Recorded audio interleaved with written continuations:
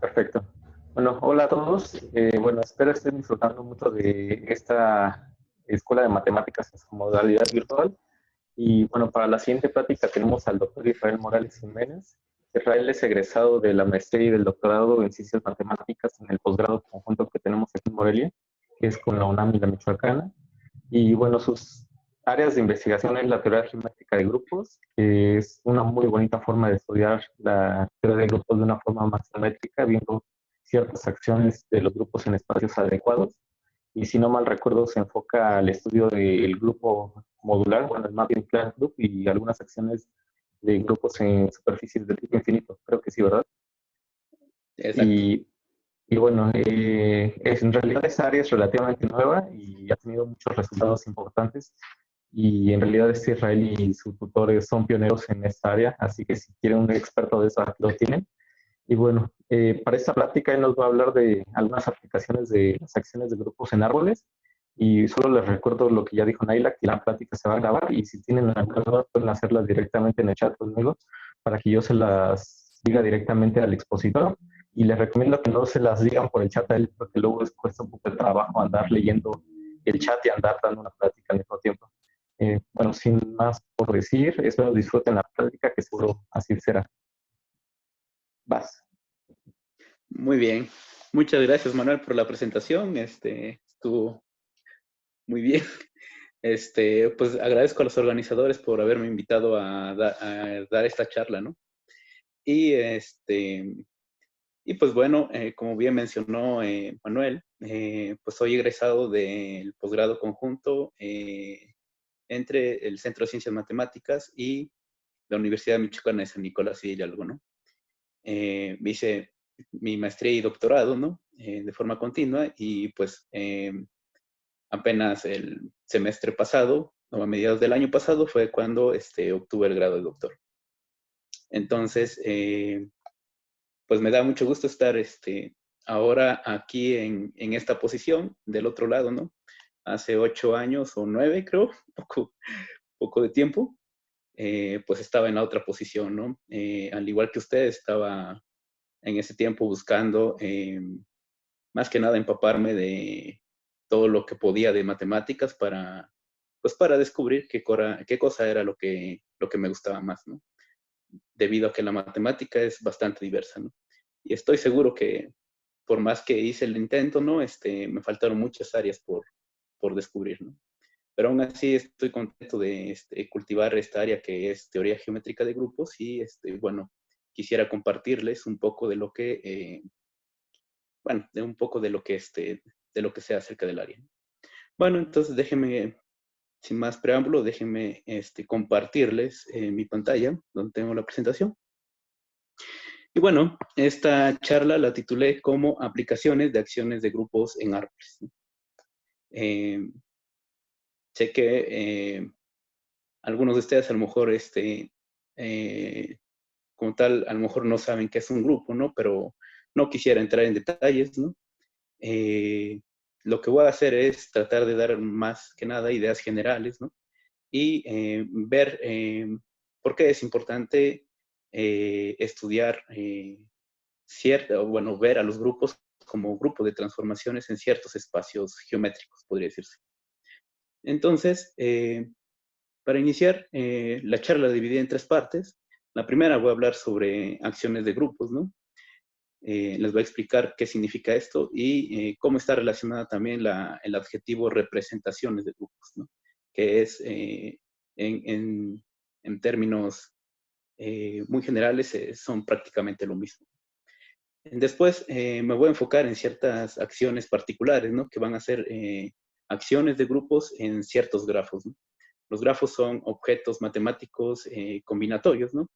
A los cuales se le puede asociar un grupo, cuál es el grupo de simetrías del grafo, ¿no? Y vamos a ver que, pues, podemos obtener, bueno, podemos dar información a veces, ¿no? Acerca de los grupos que actúan en grafos, ¿no? Como simetrías de este. Por último, nos vamos a restringir a una clase especial de grafos y en este caso son los árboles. Y vamos a ver ¿qué podemos decir acerca de los grupos cuando actúan de forma bonita en un árbol? Entonces, la primera parte, ¿no? Vamos a empezar con acciones de grupos. Entonces, cuando estudiamos, bueno, cuando estamos en la licenciatura, que es donde tenemos a veces nuestro primer contacto con la noción de grupo, pues nos lo presentan así, de esta forma. Un grupo es un conjunto G junto con una operación binaria, de tal forma que satisface ciertos axiomas, ¿no? La primera es de que la operación binaria, pues, es asociativa, ¿no? Esto quiere decir que, les voy a pintar aquí, que, pues, podemos hacer esto es igual a B por C, ¿no? Eso sería que sea asociativa. Existe un elemento de identidad, ¿no? En nuestro grupo, de tal forma que para todo elemento G que tengamos en nuestro grupo, este, nosotros tenemos que G por E, ¿no? Es igual a E por G, y esto es igual a G. O sea, no me cambia, ¿no? O sea, como es un elemento que al multiplicarlo tanto por la derecha como por la izquierda, no me cambia al elemento por el cual estoy multiplicando. Y el otro es de que, pues, para todo G que para todo elemento en nuestro grupo, pues existe, ¿no? De hecho, esto es se puede probar que es un único, ¿no? De tal forma, G a la menos 1, de tal forma que G por G a la menos 1 es igual a G a la menos 1 por G, y esto es igual al elemento neutro, ¿no? O a la identidad. Entonces, en nuestros cursos básicos de teoría de grupos, ¿no? Pues por donde se empieza es por grupos finitos, ¿no? Entonces, rápidamente podemos, o el profesor nos da varios ejemplos de ellos. Por ejemplo, los primeros son los grupos cíclicos de cierto orden, ¿no? Los ZN. También están los grupos diédricos, ¿no? De cierto orden, ¿no? Pero estos son todos grupos finitos, ¿no? Están todos los abelianos, también están los abelianos, por ejemplo, ¿no? Y bueno, pues podríamos aquí enunciar una gran cantidad de grupos, ¿no? Y además de esto, también en nuestro primer curso podemos hacer operaciones entre grupos, ¿no? Podemos, por ejemplo, inventarnos el producto, vamos a pensar productos directos, ¿no? Y podemos, y de cosas más generales, pues podemos tener, por ejemplo, productos indirectos, ¿no? Y así, ¿no? Podemos, construir nuevos grupos a partir de grupos ya conocidos por medio de determinadas construcciones. Pero también tenemos grupos infinitos, los cuales, por ejemplo, el más básico, pues es el grupo de los enteros, ¿no? También tenemos el grupo del diédrico infinito, ¿no? Que lo vamos a recordar ahorita. Pero también podemos tener muchas copias, ¿no? O podemos hacer productos de todos los que ya teníamos acá, ¿no? Entonces podemos hacer Z, cruz Z, ¿no? Por ejemplo. Y podemos tener muchos de ellos.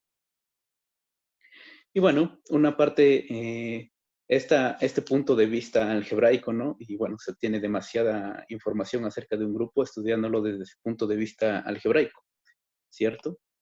Sin embargo, desde el punto de vista, siento que a veces una parte que queda un poco fuera, ¿no? Es el punto de vista geométrico que que se obtiene de un grupo, ¿no? Todo esto, recae en una área de las matemáticas ya propia como teoría de estudio, ¿no? Como área de estudio, que es la teoría geométrica de grupos. Y bueno, la idea de aquí, de esta área, es pues tratar de estudiar el grupo a través de su acción en espacios geométricos adecuados, ¿no? O en ciertos grupos geométricos.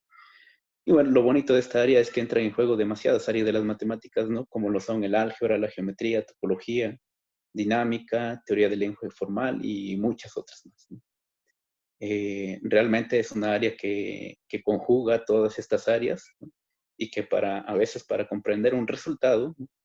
eh, acerca de un grupo, ¿no? Eh, puede tener varias interpretaciones tanto en el álgebra, la geometría o la topología, ¿no? Entonces, es un área relativamente nueva, podría decirse. Se cultivó demasiado a partir de mediados del siglo pasado, ¿no? Pero sus inicios los tiene desde los trabajos de Cayley y de Max Deck, ¿no? Que fue a principios del siglo pasado. Pero no fue hasta mediados del siglo pasado que la gente realmente, o bueno, que esta área realmente creció como área, ¿no? Y debemos decir que todavía sigue siendo un área bastante importante en matemáticas. Muchos resultados salen cada año y fácil, alguno de ustedes puede hacer una carrera matemática en alguno de sus tópicos de esta teoría, ¿no? Pero bueno, déjenme explicarles qué significa esto, ¿no? Vamos a empezar con lo básico. Vamos a empezar qué significa la acción de un grupo en un espacio geométrico, como tal, ¿no? Para nosotros geometría va a ser, básicamente va a ser un objeto X, ¿no? Que es un objeto matemático, el cual lo determina ciertas propiedades, ¿no? Ahorita voy a ser un poco más explícito con eso. Y bueno, asociado a un objeto matemático como X, ¿no? Que en este caso es X, se le puede asociar el grupo de simetrías, ¿no? El grupo de simetrías de X tiene bastantes interpretaciones dependiendo del objeto matemático que estemos trabajando. Y además de eso, si una vez fijado el objeto matemático, el grupo de simetrías, ¿no? Esta es una palabra demasiado genérica, ¿no? También puede tener distintas ramificaciones, ¿no? Pero déjeme ir poco a poco con un ejemplo bastante particular. Si tenemos un conjunto, ¿no? Nosotros podemos pensar o queremos ver quién es el grupo de simetrías, ¿no? Y sí podemos definirlo, ¿no? Por ejemplo, si tenemos un conjunto X es igual a, pues, por ejemplo, los primeros n números naturales, ¿no? Tenemos ese. Entonces, el grupo de simetrías de este conjunto, ¿no? Pues simplemente va a ser pues van a ser todas las funciones phi de X en X, ¿no? De tal forma que son funciones biyectivas, ¿no? Entonces, como tal, un conjunto no tiene más estructura, es simplemente un conjunto, es un objeto con una cantidad de elementos, ¿no? Y podemos preguntarnos en sus funciones biyectivas, ¿no? Funciones inyectivas y sobreyectivas, ¿no? Cuando juntamos a todas ellas, nos forma un grupo, ¿no? Y además tenemos el elemento de identidad, va a ser la transformación de identidad, que no me cambia a ningún elemento, ¿no? Y este es el grupo de simetrías natural, ¿no? El siguiente, pero podemos pensar en espacios más complicados, por ejemplo, un espacio vectorial, ¿no? El ejemplo típico, por ejemplo, podría ser R o Rn, ¿no? En general, ¿no? Y entonces nos fijamos aquí los adjetivos que usualmente se agregan, pues son todas las transformaciones phi, en este caso va a ser de X en X como espacio vectorial, ¿no? De tal forma que esta función phi pues tiene que ser una transformación continua, ¿no? De hecho, hay que poner lineal, ¿no? Lineal continuo. Entonces, pero además de esto, por ejemplo, para un espacio vectorial en general, estas son las que se utilizan. Pues se fijan en las transformaciones lineales continuas, ¿no? Y a lo mejor para algunos, de hecho aquí hay que poner también invertibles, ¿no? Invertibles para que sea grupo, por supuesto, ¿no? Y bueno, muchos de ustedes que ya conocen esto, pues esto se corresponde con el grupo conocido general lineal, ¿no? Lo denotan así, de R, ¿no? Entonces, y bueno, algo más general, ¿no? Por ejemplo, a una variedad. Aquí podemos pensar como ejemplos típicos de variedad, por ejemplo, podemos pensar en la dos variedad, ¿no? Y el ejemplo típico, pues, son superficies, ¿no? son objetos que se pueden visualizar. Por ejemplo, tenemos el toro, ¿no? Tenemos la esfera, o podemos tener superficies con más género, ¿verdad? Y bueno, aquí el grupo de simetrías de una variedad, ¿no? O de una superficie en particular, ¿no? Podríamos decir que simplemente es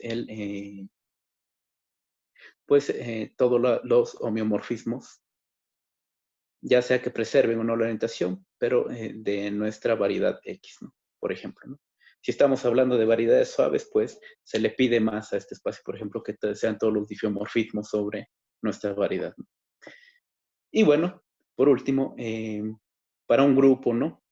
Podemos también asociarle su grupo de simetrías, que en este caso, el grupo de simetrías de un grupo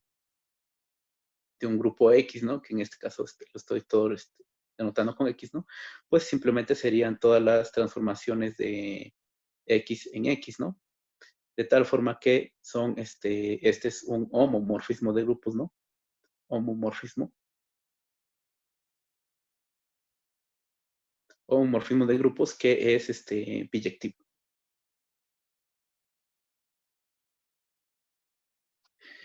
Entonces, también esto tiene la estructura del grupo de simetrías. Es un grupo que es bastante usual, o bueno, bastante natural preguntar si tienes un grupo, cómo es el grupo de homomorfismos biyectivos de este mismo grupo, ¿no? Entonces, así podemos continuar con este proceso, ¿no?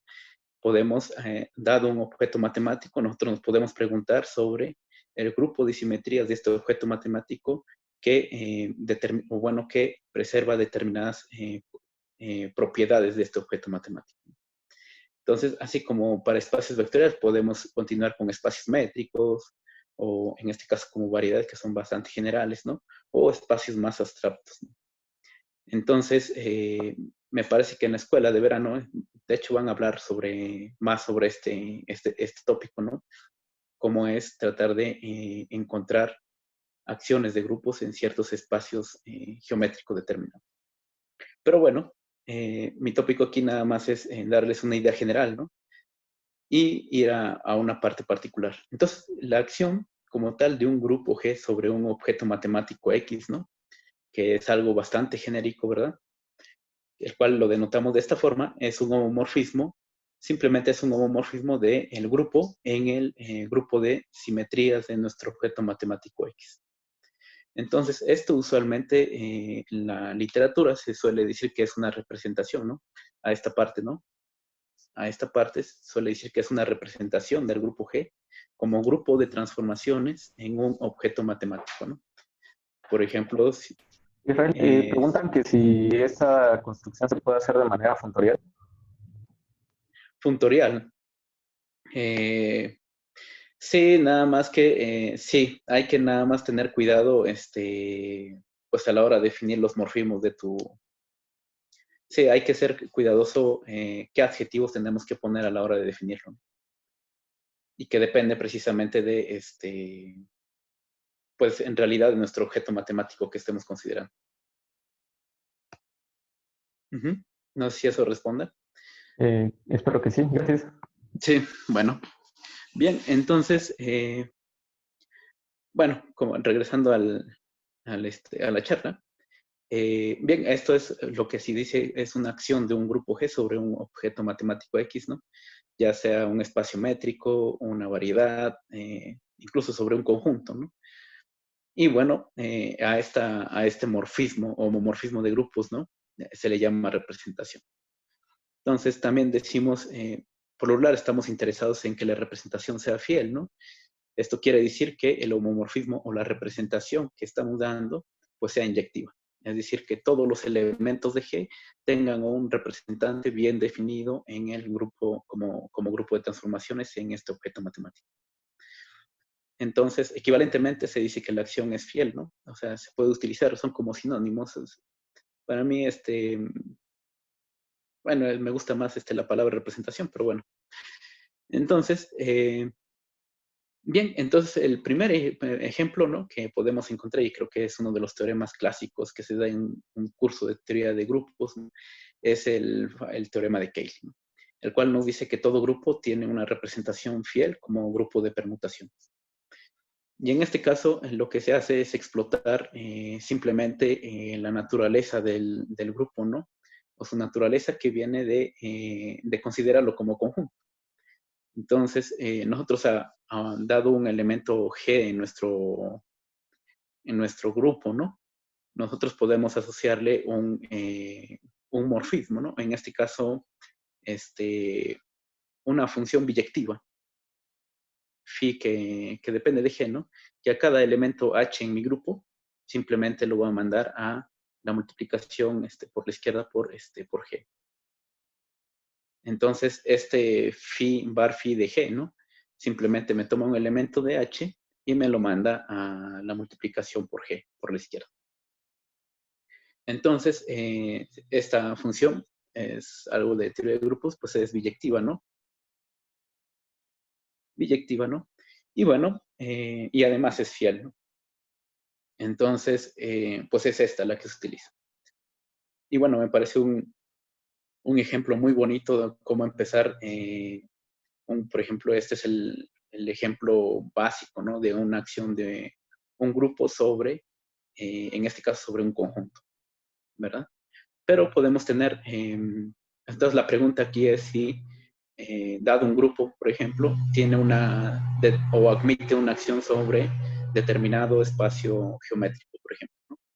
Y vamos a ver que, o bueno, el siguiente paso quisiera ver que si lo admite, por ejemplo, en espacios un poco, bueno, con geometría un poco más enriquecida, ¿verdad? Entonces, para esto vamos a introducir lo que es un grafo, ¿no? Y vamos a ver un teorema de Cayley que es un poco mejor que el que les acabo de presentar. Entonces, para muchos, bueno, de hecho, grafos es un concepto bastante común, ¿no? Porque eh, ahorita con todo esto se encuentra casi en todos lados, ¿no? Y, y de hecho, incluso en teoría de la información, en todas esas áreas que son, que son actuales en este momento, ¿no?, pues utilizan este concepto a cada rato.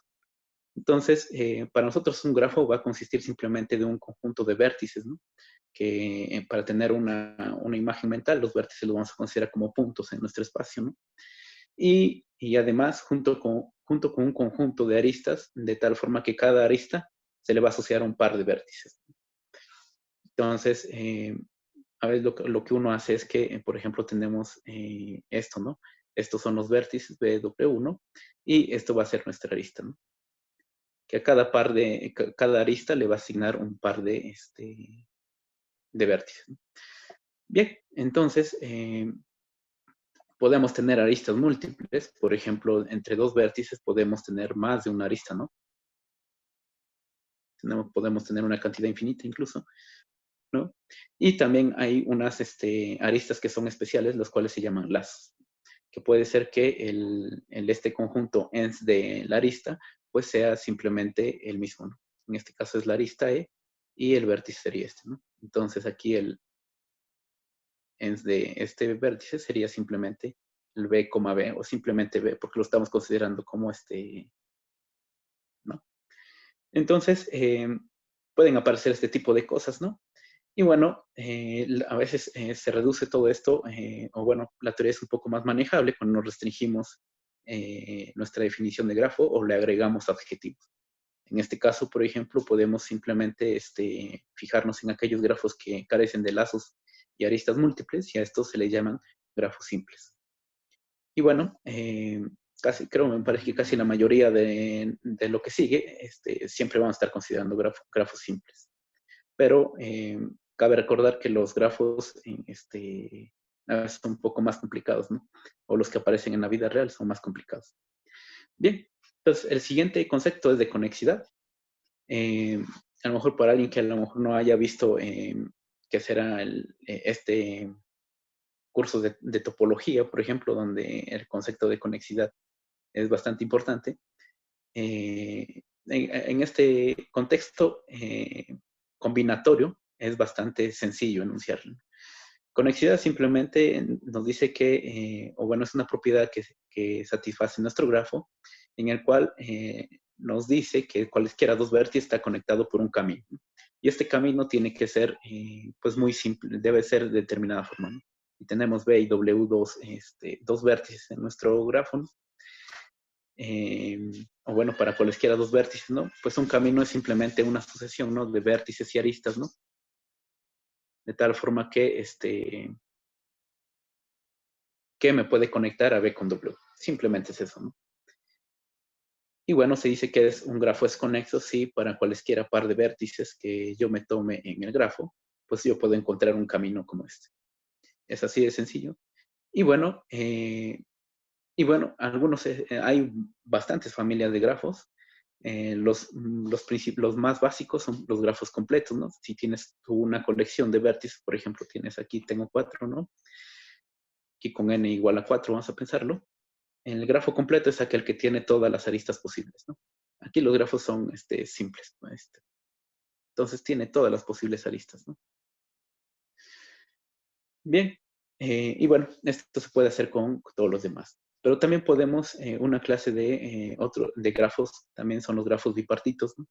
El cual quiere decir que el conjunto de vértices de nuestro grafo, que depende de dos elementos, ¿no? Ahorita les digo quiénes son N y M, se puede partir en dos conjuntos disjuntos, ¿no? A y B.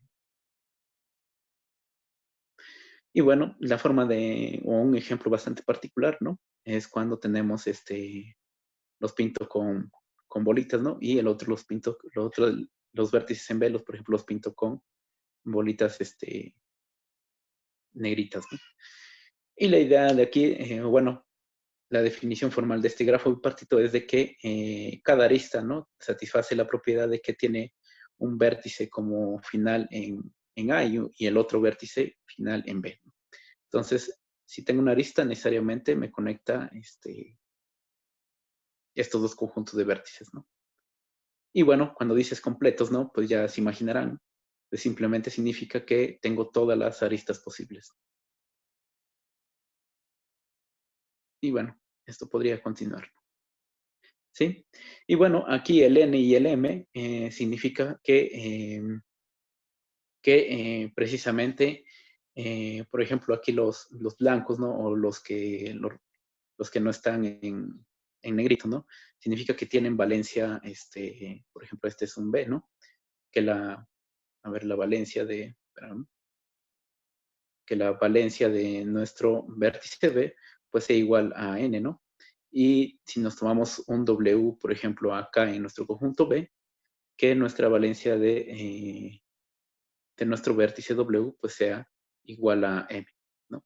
Aquí la valencia de un vértice, se imaginarán, es pues el número de aristas que tienen como vértice final a este vértice, ¿no?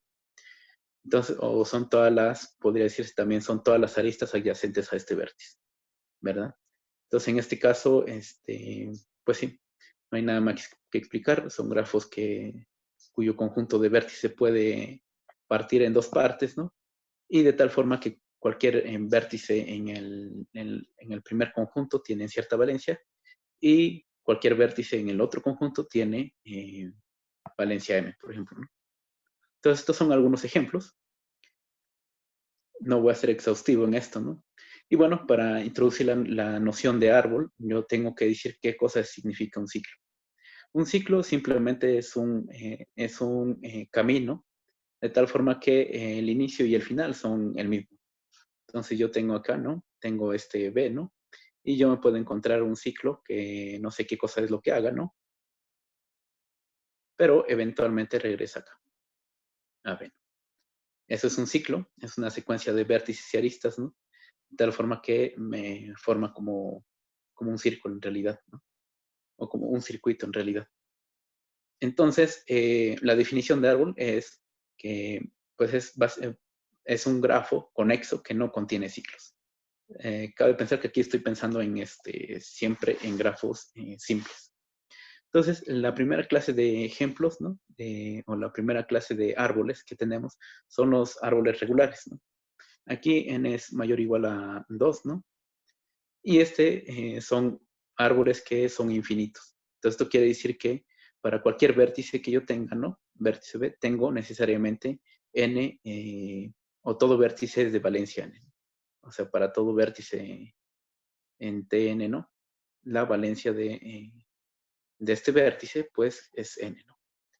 Entonces, aquí estoy pintando el T4, ¿no?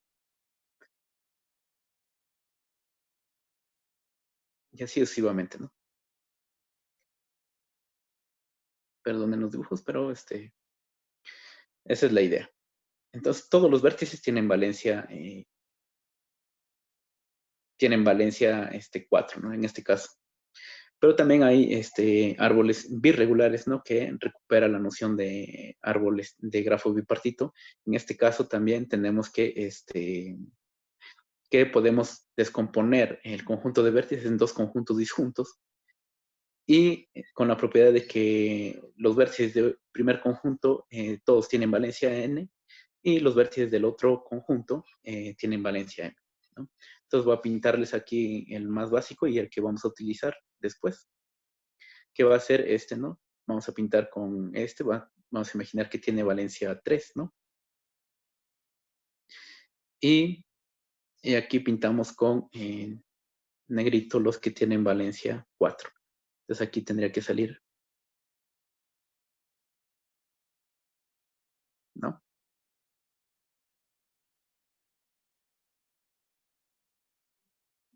Y así sucesivamente, ¿no? Y bueno, aquí seguimos, ¿no? Entonces, con estos datos nosotros podemos construir esta clase de árboles, ¿no? Y bueno, en un momento se va a ver cuál es la aplicación directa de esto. También otra clase de grafos es cuando a nosotros nos importa las direcciones de las aristas.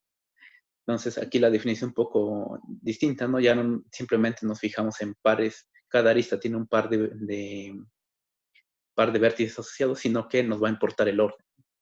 Entonces, un grafo dirigido, pues es un grafo que consiste de un conjunto de vértices, al igual que un grafo normal, junto con un conjunto de pares ordenados de vértices, ¿no? De tal forma que en este caso ya las aristas sí van a estar de la forma BW, ¿no? Donde sí estamos respetando el orden, ¿no? Y bueno, acá sí tenemos este par de vértices eh, conectados por una arista, ¿no? Entonces, el primer vértice que aparece acá, ¿no? En este par ordenado, pues va a ser como el vértice inicial, ¿no? Y este va a ser el vértice final.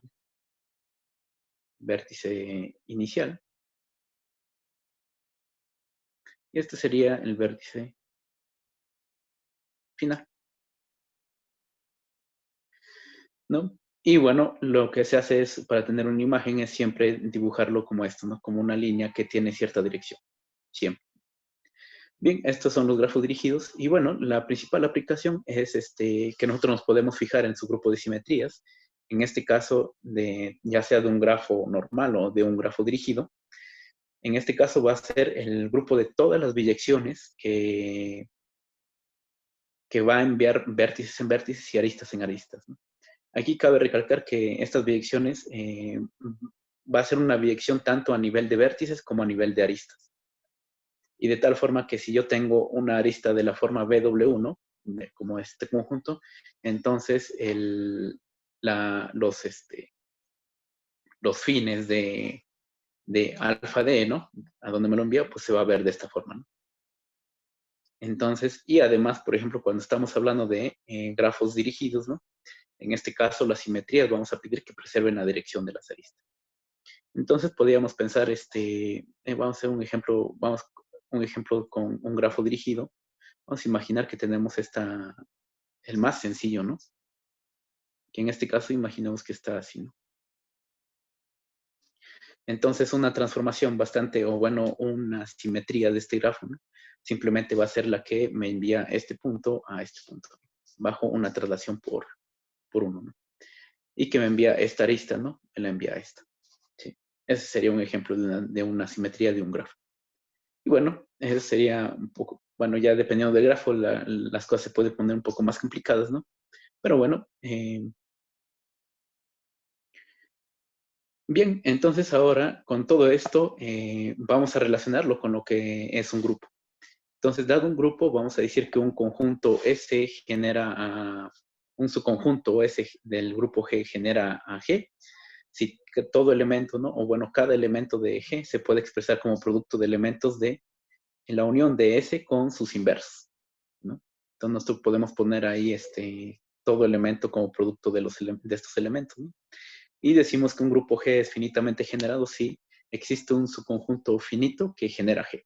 Así de simple. Algunos ejemplos, voy a hacer el más sencillo porque hacer otros ejemplos me llevaría más tiempo, ¿no? Pero los de entrada son pues los grupos finitos.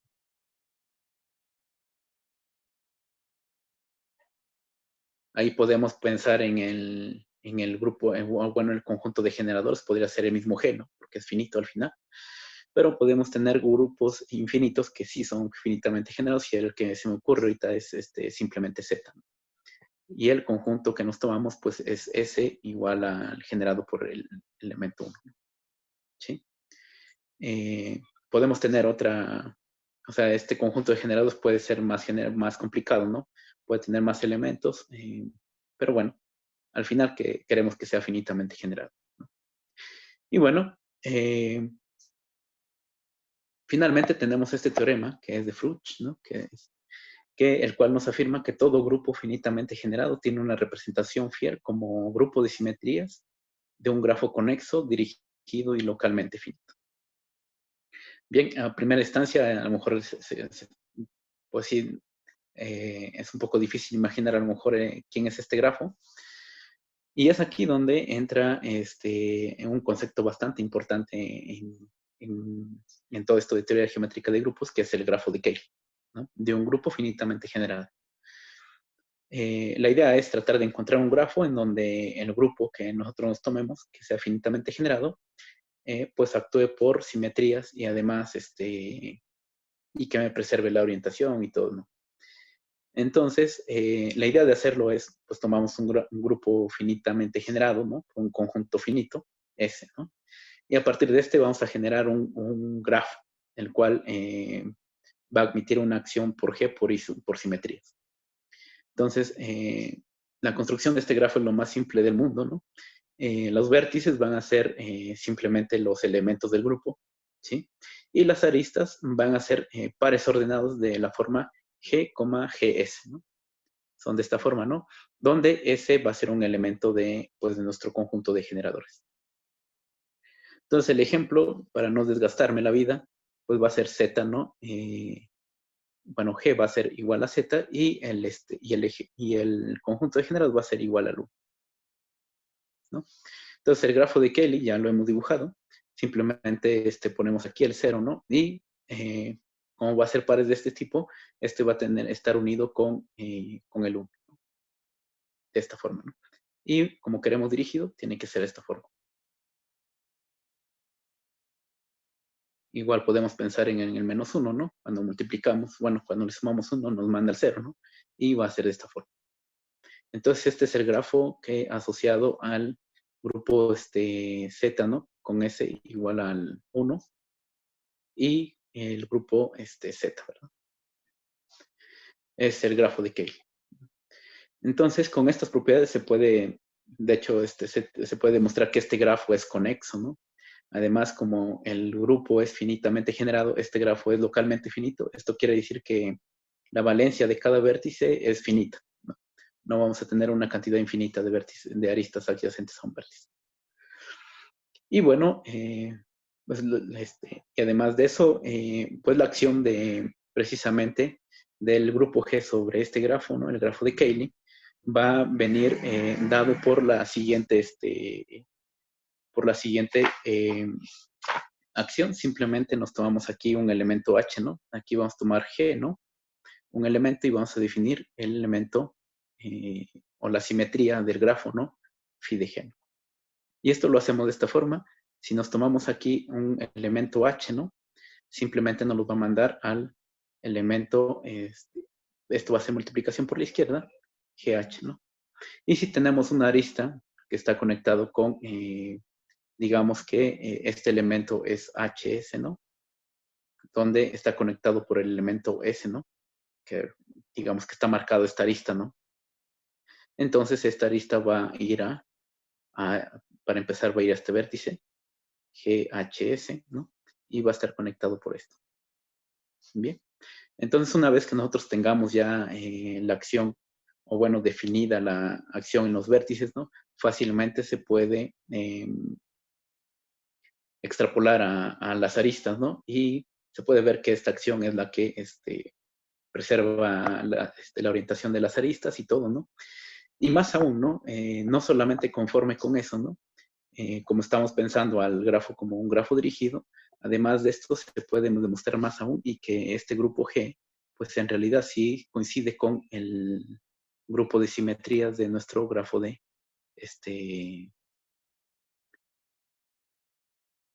nuestro grafo de Kelly, ¿no? Entonces, bueno, esta es la forma de hacerlo.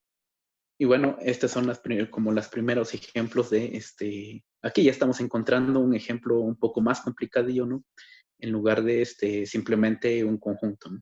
Aquí el grafo de Kelly ya es un objeto combinatorio bastante rico, ¿no?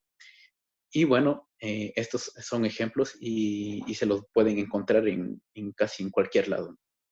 Pueden cambiar aquí y bueno, la pregunta, ¿no?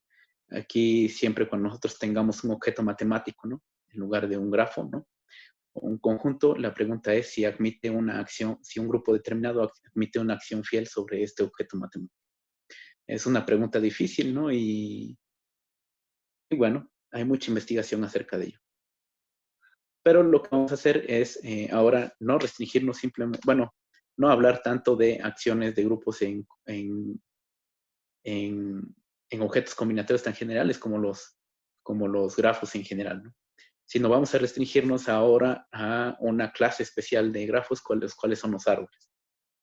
Y bueno, aquí tiene varias aplicaciones bastante bonitas. La primera pregunta que uno se hace aquí es, ¿qué grupos admiten acciones en árboles? En este caso, como grupo de simetrías, por supuesto. Entonces, pues lo más básico es empezar por los mismos grupos de simetrías de árboles, el cual simplemente nos tomamos el árbol, ¿no? Inicial y nos fijamos en su grupo de simetrías, ¿no? Y naturalmente actúa sobre sí mismo, ¿no? Entonces, aquí les puse, vamos a empezar con el T22, ¿no? Que en este caso es el grafo bipartito, ¿no? Birregular, que es el árbol birregular, ¿no? Y en este caso, pues su conjunto se divide como en dos, ¿no? Todos tienen en dos, su grupo, bueno, su conjunto de vértices se divide en dos conjuntos, ¿no? Y se divide en dos conjuntos de esta forma y todos tienen valencia 2, ¿no? Entonces se tiene necesariamente unir con con este, y así sucesivamente, ¿no? Entonces, este es el T22. Y bueno, tenemos que continuar de este lado y de este lado, ¿verdad? Y bueno, aquí tenemos algunas simetrías, ¿no? Naturales, en los cuales son simplemente nos fijamos en la simetría que me manda en ¿no? A, ¿no? Y la simetría que me manda esta arista en esta, ¿no? Y que me deja fijo este punto, ¿no? El A me deja fijo este vértice, el circulito vacío, ¿no? Y el B me deja fijo este elemento que es este vértice que es el punto lleno, ¿verdad? Entonces, cuando uno estudia estos objetos, ¿no? Y cuando tenemos un grupo actuando en un espacio geométrico, ¿no? En este caso es un árbol, ¿no? Podemos preguntarnos en su espacio de órbitas, ¿no? Esto simplemente es, no voy a decir nada más, no voy a decir exactamente qué cosa es, ¿no? Mejor voy a dar la idea. Pero a partir de esta acción, nosotros podemos construir su espacio de órbitas, el cual se denota, por ejemplo, de esta forma. En este caso sería el grupo de simetrías del árbol 2, 2. Y bueno, esto significa si nosotros nos pintamos aquí, si nos fijamos en esta arista, ¿no? En esta arista, junto con este vértice y este otro vértice, ¿no? Nosotros vemos que cuando movemos esta arista con los vértices finales que les acabo de mencionar, por A o por B, ¿no? Nosotros podemos recobrar todo el árbol T22. Entonces, en este sentido, ya en un lenguaje matemático se dice que esta arista con los vértices finales es un dominio fundamental de la acción. Entonces, y bueno, lo importante de este dominio fundamental es que con esto y con la acción, o bueno, con el movimiento de nuestras simetrías, nosotros podemos recobrar el espacio completo, ¿no? Y bueno, en este caso, el espacio de órbitas, ¿no? En este caso sería el espacio de órbitas, tendría que ser simplemente este, ¿no? Y bueno, no conformes con esto, ¿no? Nosotros, además de esto, ¿no? Podemos fijarnos en el grupo que estabiliza este vértice, ¿no? El grupo que me deja fijo a este vértice, el vértice que no tiene relleno en el interior, ¿no? El elemento que siempre deja fijo a ese punto, pues es simplemente el A, ¿no? Y podemos decir que esto es un grupo finito, ¿no? Generado simplemente por el A, ¿no? Y este vértice, ¿no? El estabilizador también va a ser un Z2, ¿no? Que va a ser generado por un elemento B, ¿no? Y curiosamente, ¿no? Dado esta estructura, o bueno, esta relación tan bonita, nosotros podemos ver que el grupo de simetrías, ¿no? De este árbol T22, ¿no? Pues corresponde, ¿no? Se puede descomponer precisamente como un Z2, ¿no? Producto directo con un Z2. Esto que ya lo estoy diciendo acá es una construcción bastante, eh, lleva su tiempo explicarla, ¿no? Y entenderla más que nada, pero es otra vez, ¿no? Es nosotros a partir de grupos, ¿no? Nos inventamos por ahí una operación en la cual podemos construir nuevos grupos. Y bueno, este es el producto, esto es precisamente el producto directo.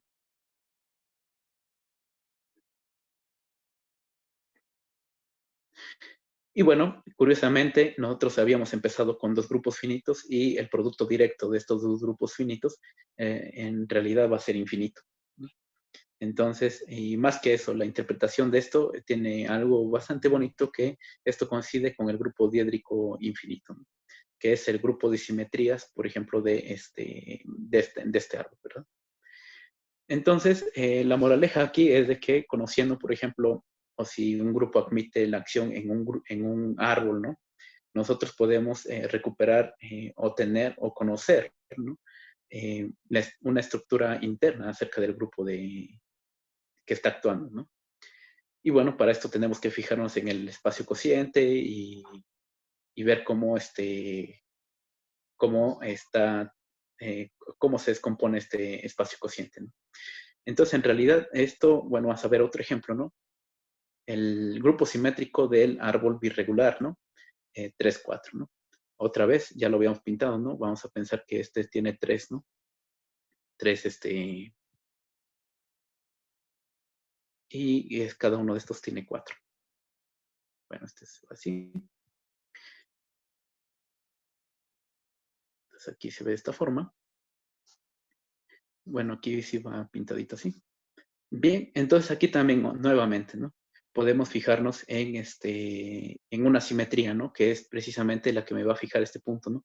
Que es simplemente mandarme este en este, ¿no? Simplemente es una rotación a lo largo de ese vértice, ¿no? Y también nos podemos encontrar otra, cuál es el B, ¿no? Que es simplemente rotar a lo largo de ese vértice.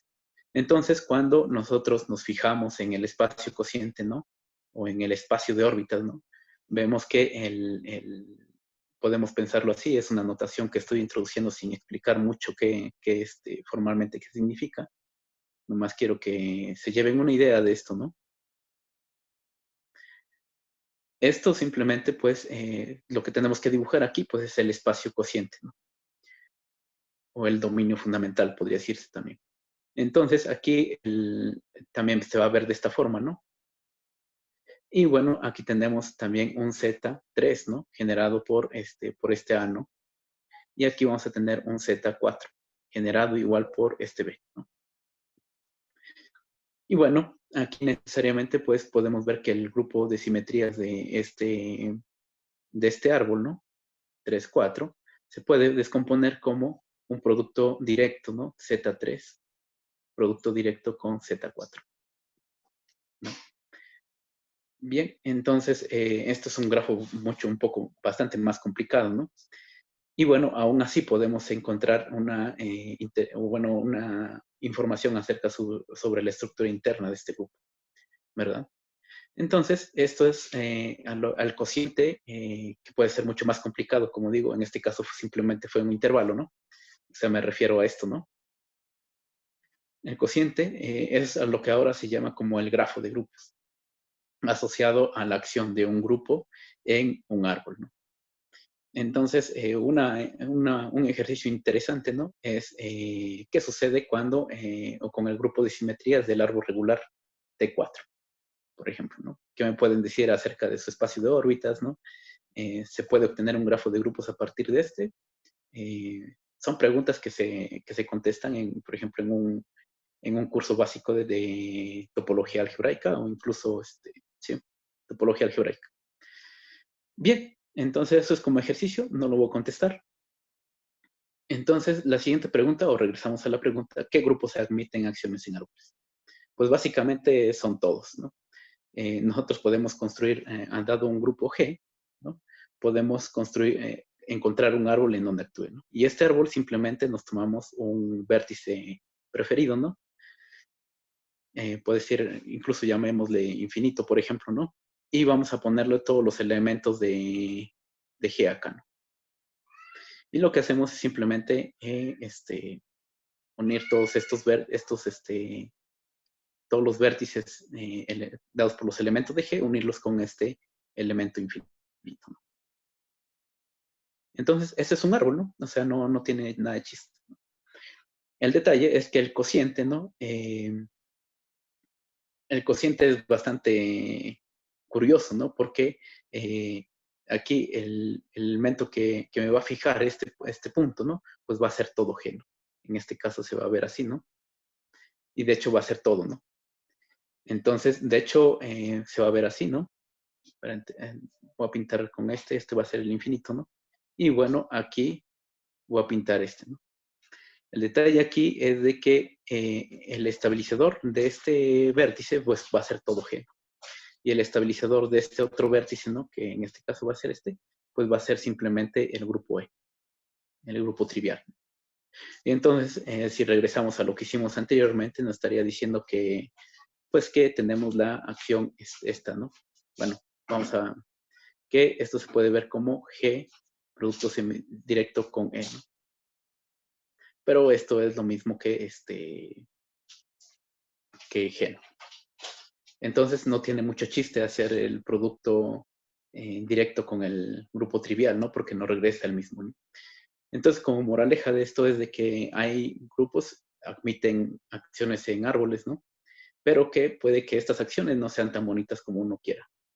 Es decir, que cuando nos fijamos en el cociente, en realidad no nos dé nada de información sobre el grupo, ¿no? No sobre la estructura interna del grupo.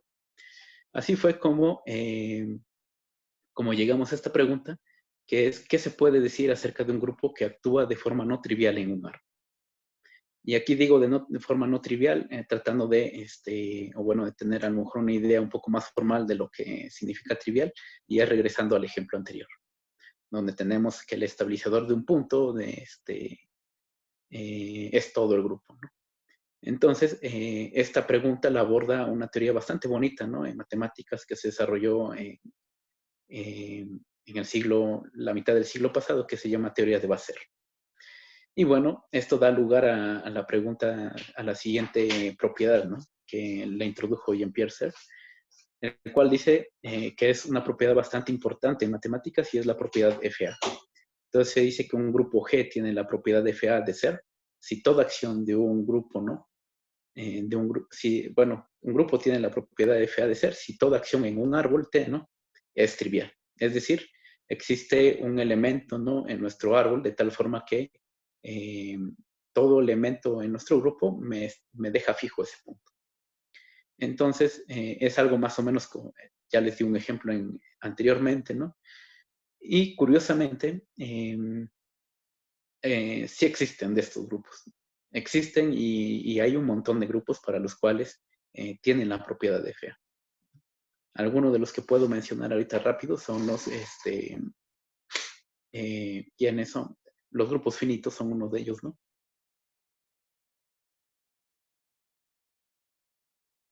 Pero pues, también podemos tener cosas más complicadas como el grupo general lineal, ¿no? Con n mayor o igual que 3, ¿no? De Z, ¿no? Y bueno, hay muchos más de estos. Entonces, esta es una probadita de lo que... Ay, güey. Carley.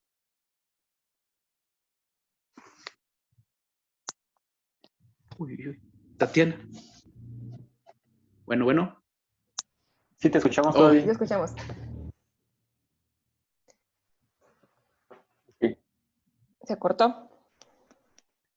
Se escucha que no, bueno, no tienes el audio. wow. Perdón, es que pensé que se había desconectado y se me había ido todo, ¿no? Perdón. Bien, No, entonces, ¿voy a compartir otra vez o estoy compartiendo? Bien. Wow. Aquí estoy con esta. Bien, entonces pues esa era básica, bueno, ya había terminado, ¿no? Son bueno, son algunas de las cosas que se estudia actualmente, ¿no? Y bueno, como comentario final, algunos profesores, ¿no? Del Centro de Ciencias Matemáticas estudian este tipo de acciones. A veces no necesariamente en árboles, sino en espacios geométricos más complicados o que son un poco más actuales. Como tal, esta teoría, le digo, se desarrolló a finales de, bueno, en el siglo, a mediados del siglo pasado, ¿no? Es un poco vieja, ¿no? Pero aún así, todavía hay preguntas, o bueno, todavía se trata de responder si determinado grupo tiene propiedad de FEA. Entonces, algunas referencias son estas, ¿no? Para una introducción así bastante sencilla acerca de acciones de grupos en determinados objetos geométricos es el grupos gráficos, bueno, de John Muir, el cual me parece una excelente introducción a este tema, ¿no? Y bueno, la primera referencia de Wikity o Free Groups, ese también está bastante interesante y bueno, como tal no mencioné qué cosa es un grupo libre, ¿no? Pero también aparece naturalmente cuando uno estudia acciones de grupos en árboles. Entonces, y bueno, una de las propiedades bastante interesantes de estos grupos libres es de que prácticamente lo van a encontrar hasta en la sopa, ¿no? Y esto se debe a la gran, a una propiedad bastante interesante de ellos que pareciera que permea todos los ámbitos de las matemáticas, ¿no? Entonces, les recomiendo mucho leerlo. Se van a dar una idea de a qué es a lo que me refiero. Y bueno, por último, muchas gracias por, este, por escuchar. Gracias a ti por la plática, estuvo muy buena. ¿Alguien tiene alguna pregunta que le quiera hacer a Israel?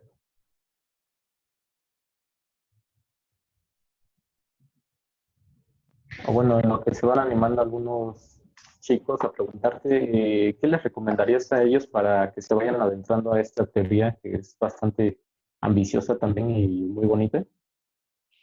Ujú. Como, ¿qué materias o qué tienen que llevar como para poder entrar a todo Bien. esto?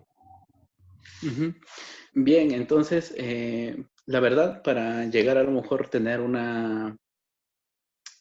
sí, o sea, como les había mencionado, esta área que es teoría geométrica de grupos, en realidad es bastante rica en el sentido de que necesitas conjugar bastantes áreas de las matemáticas, ¿no? O tener conocimientos o a lo mejor básicos, ¿no? De distintas áreas de las matemáticas. Por ejemplo, geometría, topología, combinatoria, ¿no?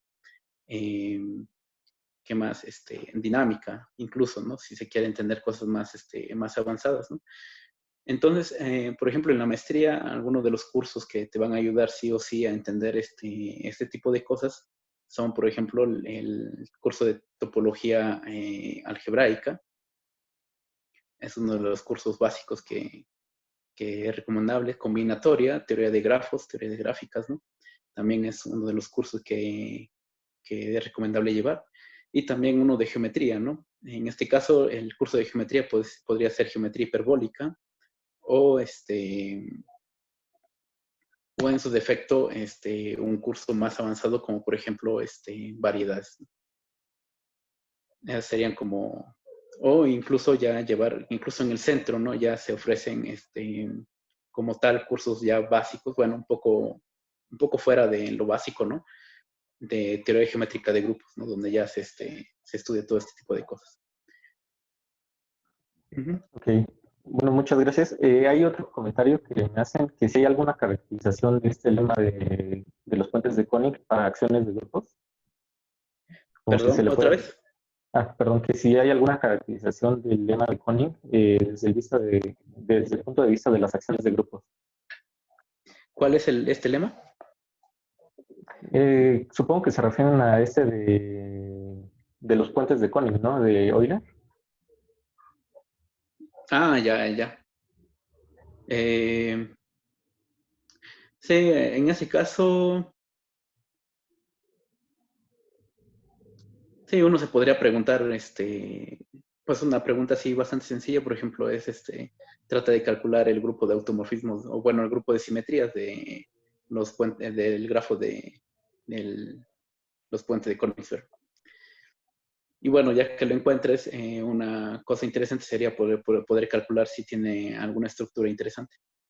En este caso, como el grafo es finito, ¿no?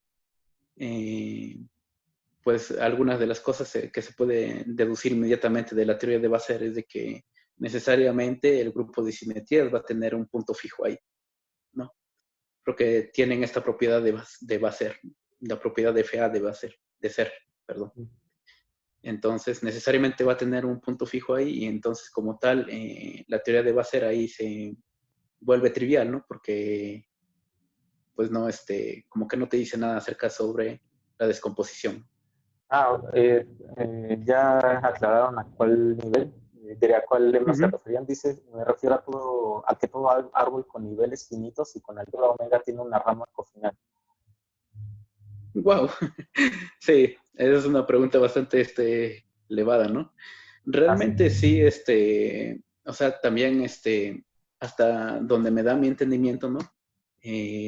La teoría se comporta bonito cuando tenemos grupos numerables. Cuando tenemos grupos que no son numerables o que ya son grupos continuos, ¿no? Ahí las cosas se pueden poner un poco distintas, ¿no? Y bueno, incluso yo creo que la teoría de Basser no está hecha para eso, ¿no?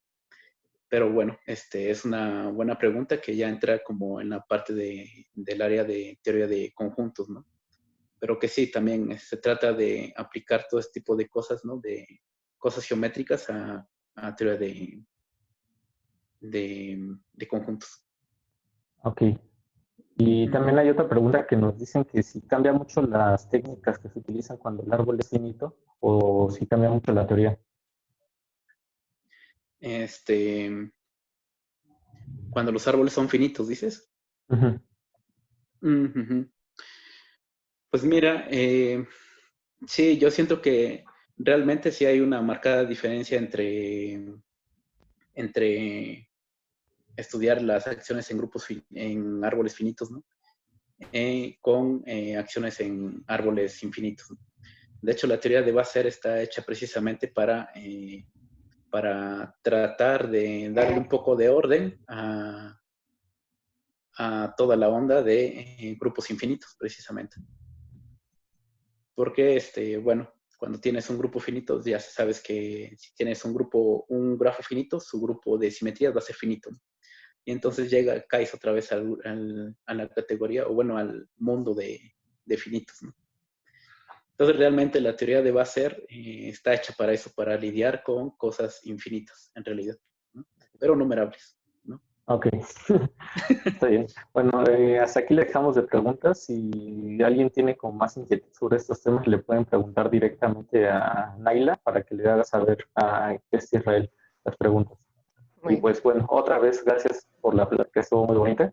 Muchas gracias. Un aplauso para Israel. Y bueno, aquí les dejamos el día de hoy. Muchísimas gracias. Nos vemos, bueno, al rato ustedes tienen sesión de ejercicios con el grupo 3, que se une el curso de José, de Ferrani, de Bosco. Entonces,